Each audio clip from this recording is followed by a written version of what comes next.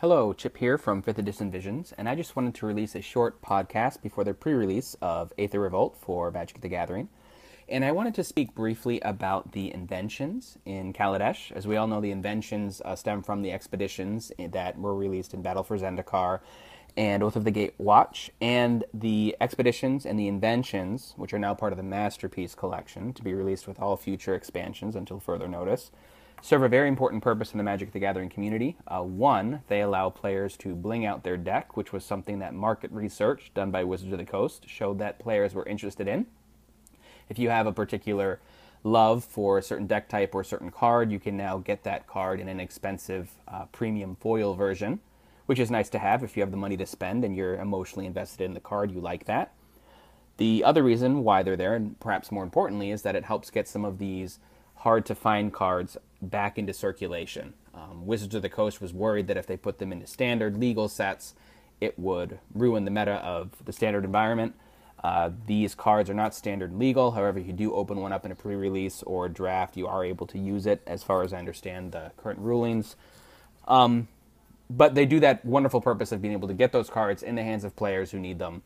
And it's also a very good kickback for people who sell singles, notably card shops or gaming stores, because they open up a lot of product, and so if they're able to open up these cards, they can recoup some of those losses from opening up so many duds.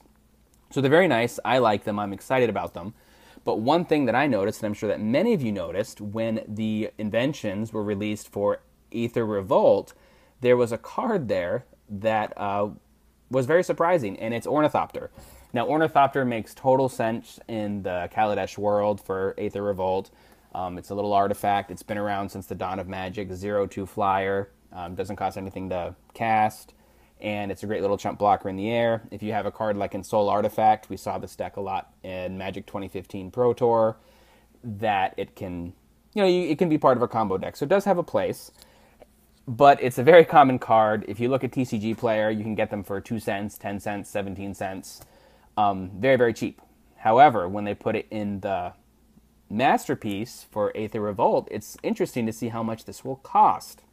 So right now I'm looking at TCG Player, and I see a total of 4, 5, 6, 7, 8, 9, plus 7, 16 different vendors who presumably have them in stock or expect to have them in stock and will be selling them. And they're listed right now at a low of $53.99 and a high of $62.99. Now, some of these other cards in the Aether Revolt Inventions are up to over $200.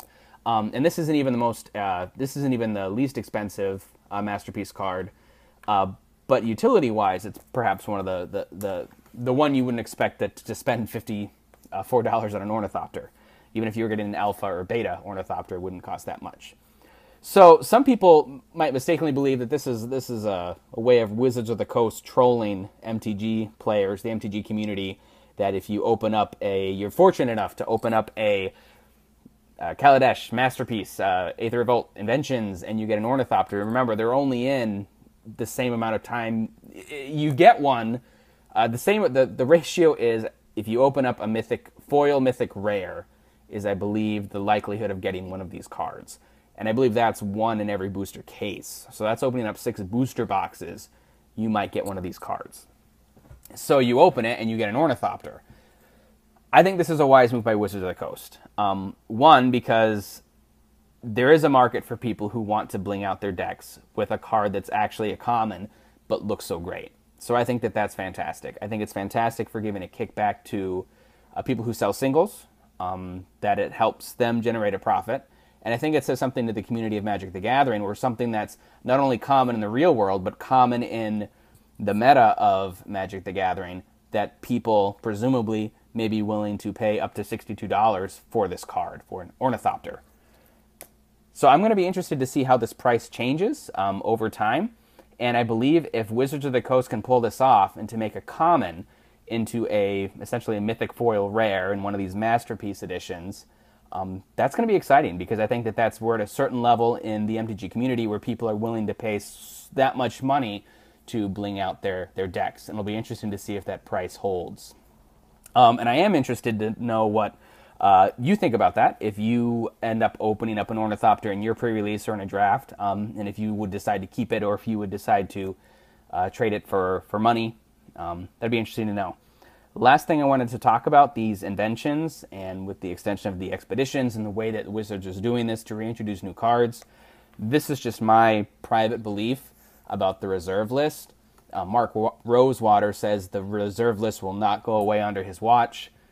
Magic the Gathering will outlive Mark Rosewater. It's also owned by Hasbro, which is a large S&P 500 company, which is interested in making money. And it would be interesting to see if they did ever remove the reserve list, what would happen. And I believe that this is a small peek into the probable way that the reserve list would go away if it did go away. They would probably slowly trickle them through Masterpiece editions. So that could be interesting to see if that plays out. But anyway, please don't forget to like and subscribe. Leave any comments about